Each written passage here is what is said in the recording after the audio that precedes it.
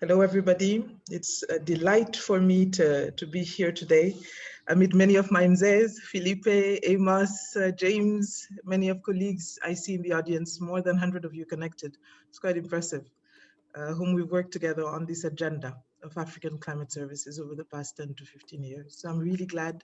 Thanks again to IGPAC for this phenomenal opportunity to share thoughts on this important agenda and how it contributes to the big picture. So that's what I'll focus on. I know the title of my presentation was more on agriculture, but if you allow me, I'll depart a little bit from that and share my perspectives on what I see as essential transformations in African climate services for them to play relevant. So my name is Arame Tal. I'm a senior climate specialist at the World Bank. My background is where I wish I was right now, rather than based in cold Washington, DC.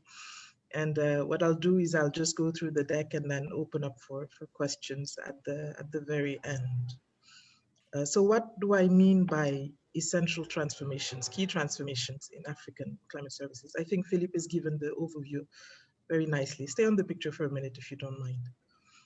We are today in 2020 at a place that's very far from where we started in those early days of the 1997 ENSO forecast and the beginning of the regional climate outlook fora. Today, communities such as the ones pictured on this photo, this is a photo from northern Senegal, Saint-Louis, where as we speak, sea level rise is encroaching homes. And I think this is a picture that's familiar for many coastal communities where communities are just being displaced as we speak. So today, climate is important. Today, among politicians, among financiers, among development banks, climate is rising as an important agenda item, and it cannot be overlooked, as you saw in the debates for the recent US presidential election. So I don't think we're in a position now where Met services are leading the agenda. Met services are a piece of the agenda, and the recommendations that I'll follow up with are stemming from that perspective.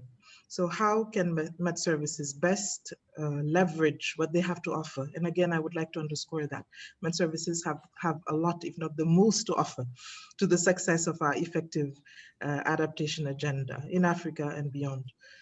Now, how do we ensure that Met services indeed help communities such as this one in need today of effective support to relocate, to deal with the rising impacts of climate change, to adapt successfully, and at a national scale to have actual and effective climate resilient development pathways? What is the role of Met services in this agenda today as we move on from the early days of 1997? To me, there are four key triggers that have to be implemented. We can move to the next slide. The first trigger is to truly see this value chain as something we've got to flip. Let's keep pressing if you don't mind. On that first point of flipping, a little too fast. Just on that first point of flipping the value chain, Felipe has shown this figure. This is another version from a World Bank training module we've set up last year. What we often see is a depiction of users of climate services. And I do believe that at 2020, that language is just outdated. It doesn't work anymore. Why do I insist on that? It's the end of end users. We have an article out there that calls it that way. In many ways, these users are really clients. And what I mean by that is that weather and climate services are not to be consumed by them. They're the ones that dictate what types of services are needed, what essential tailoring elements need to go into the process of deriving tailored users climate services. And finally, most importantly, they're really a piece of input into a broader process of defining climate resilient development outcomes. I don't know if you're able to click and see the additional text without moving to the next slide. If you just click, there should be text that comes. Yeah. So that's what I mean by this value chain truly has to be flipped on its head. And I think our colleagues from the humanitarian sector, I see Fiona Percy and others connected, our colleagues from the community-based adaptation sphere have been pressing that message now for many years, that we ought to stop considering users as passive consumers of information, but truly there are clients that ought to drive the process and that ought to tell Met Services in many ways, how do we ensure that the weather and climate services out there are the ones relevant to inform decision making by a farmer, a fisher folk, a pastoralist, and are the ones needed to inform climate informed development planning. So please, let's stop calling them users. The second point I'd like to insist on is on partnerships. I think the GFCS has demonstrated over the years past the true power of Met Services is in their ability to eke out partnerships. I call them partnerships for value addition because Met Services are really one element of the value chain. You could call them the starting point of it because without science, you don't have informed adaptation planning. But there's many steps removed from the data and the science to getting to actually impact. And it takes partners along the way. At the first level, sectoral partners, as the GFCS user interface platform has shown, to take the input and develop a decision-making aid that at the local level, at the subnational, national, regional levels, decision makers can actually act upon, whether it is to establish early warning systems, multi-hazard ones, as we just discussed, or to actually decide when to sow when it's at the level of a farmer, and when to conduct key agricultural operations during the season. So across those different steps, you need the person who knows about agriculture. You need the person who knows about the vulnerability context of the particular locality, and that the Met Service is not able to achieve that value addition unless those partnerships are in place. And to me, that's really critical. And to me, a successful national Met Service is the one that has most partnerships out there. Call them MOUs, call them operational memoranda, but those partnerships are what will make the value addition happen. Uh, at the third level, I call it a focus on climate resilient development outcomes, so the yellow box, because truly that's the end game. As you look at countries' NDCs being submitted this year, the revised versions of them ahead of the next COP, early next year rather, uh, countries are increasingly being asked to determine what their longer term adaptation goals are. And Met Services truly play an important part in that. Without the science and the information, you can't have calibrated planning. But what we see right now is there's no real institutional apparatus in place at national scale to link information with early action. Again, I'm drawing on the experience of the GFCS because there we've tried, while still working with Felipe, who was my old boss, we tried to implement those national frameworks for climate services. It succeeded in about a dozen countries in Africa.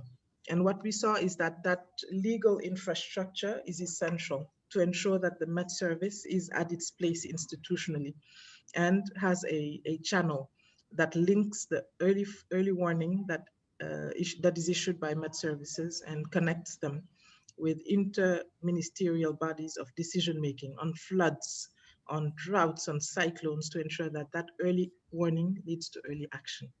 So I think that that level of linkage institutionally is something that national Met Services ought to seek today if they are to achieve any relevance in ensuring that the products they deliver lead to actual outcomes, both within the season and longer term as part of development and adaptation planning. Last but not least, I'll go fast. It's this issue of business models. I think there's been a lot of work led by folks in the community to understand how does a Met Service actually have a business model. It's important because the sources of funding determine how much a Met Service can achieve. So if a Met Service is still very much selling its data, our age-old discussion, and if a Met Service truly only has very limited public funding, then there's only so much that a Met Service can achieve. So this area is very important. And I think there's good practice emerging on what a good business model looks like for a director of a Met Service. And I'd encourage our colleagues who lead Met Services to look into that and develop longer term financing models, including public-private partnerships, obviously. I know James will get into that shortly, so I won't right now, but I do want to share with you a little bit of the work that I'm leading on at the bank, and I hope it adds a little bit of inspiration for colleagues leading work on this agenda. Let's go to the next slide.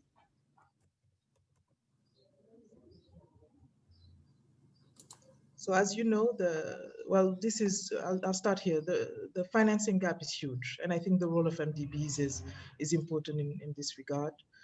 Overall, on adaptation, not just support for the infrastructure of national med services, we face a gap. And by 2030, when the worst impacts of climate change will begin to manifest, we estimate that that funding gap will be at least 120 to 275 billion. And I always put a grain of salt to these estimates because it's based on imperfect knowledge of climate impacts. But this is the most conservative estimate out there. If we keep going, the World Bank had launched last year an adaptation action plan, which I led with my team. And we put out three main pillars of action to support indeed additional financing and action on adaptation. First was to boost financing, and it's just a priority given the slide I just shared and the statistic. Second is to truly get to the heart of creating that institutional linkage that has all the different actors at national level to form a successful value chain and support ministries of finance in particular to lead a whole of government programmatic approach. Why the focus on ministries of finance? Because at least in my experience, often the work that takes place is outside of the realms of finance and decision making, and that's a problem. The fact that national med services are still very much under ministries of transport and aeronautical services, to me, that's a problem because we really need med services to be in the environment and finance. And why do I say that? It facilitates that ability of a government to look at a whole of system approach for using the information and ensuring that it informs planning across key sectors of the national economy that are vulnerable to climate impacts, be it tourism, be it agriculture, be it water, be it infrastructure, and ensure there's resilience investments baked into planning for each of those sectors. So this was elevated in our plan as a key pillar for action. And last but not least, there's still no convergence on outcomes measurement. So having a homogeneous resilience rating system was also something we highlighted as a need for action. So where do national med services come into all of this? If you go to the next slides, I'll share a little bit of an additional piece of work that's worthwhile, and it's the role of the private sector. I'm leading right now a piece of work on finding out how does the private sector come in and support different elements of the value chain we just discussed. I'll fast forward to the next slide, where you see the relevance for national med services. So in this approach, I see the med service supporting upstream. What I mean by that is governments are scrambling to this day to put together updated NAPs. Some haven't had NAPs in the past, so they're developing them for the first time. How central is our national med services to this process? To me, every single national med service needs to be at the core and at the heart of developing these NAPs, and not just as a marginal partner, but truly leading the charge when it comes to informing and ensuring the best available climate knowledge is at the center of articulating a country's longer-term adaptation plan. And that would lead to the slew of financed climate resilient investments that would attract both public and private financing to ensure that a country's adaptation game plan, so to say, is well funded. Let's move on to the next slide. Other entry points in this approach for national hydromet services would be to ensure that as the NAP is developed, capacity is also envisaged to ensure that in the future, strengthened national med service prediction, monitoring, observation, and tailoring capability is supported. Because as we know from the climate science community, you do need that iterative process of observation as risks continue to rise. So that prediction capability needs to be at the core of these NAPs. Be the best advocate for yourselves, basically, and ensure that, as funding is going into these priorities nationally, there is indeed enough provision for national med services to do their jobs well. And that's going back to the point of business models that I discussed earlier. And the better a national med service has a plan for funding, the easier it is to revert priorities of that plan in a broader national adaptation plan. And then I'll skip over the next steps, but I just leave this slide up to show how if the med service is plugged in very early into the process, there's a higher likelihood that that piece of the puzzle from the Met Service is connected to the other pieces focused on now developing a national investment plan, then deriving both public and private financing to be able to implement that plan. As we speak, our World Bank team is focused on ensuring that we can indeed add additional private financing and testing models to do so. And the mobilization of private financing for adaptation remains a holy grail that my team is committed to continue cracking over years to come. If you keep going, I think that's my last slide. Yeah.